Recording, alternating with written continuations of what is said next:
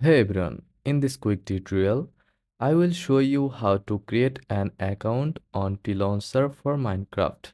Let's get started.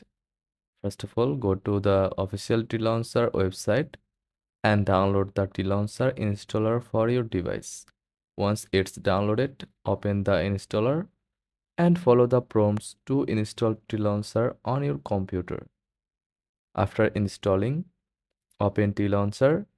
You will see a login screen, but since we are creating a new account, click on sign up or register to get started. A registration form will appear.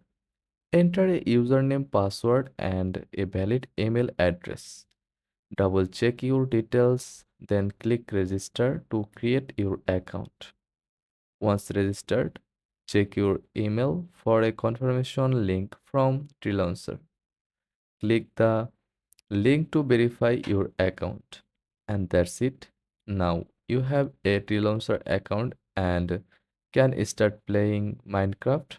If this tutorial helped you, don't forget to like and subscribe for more tips.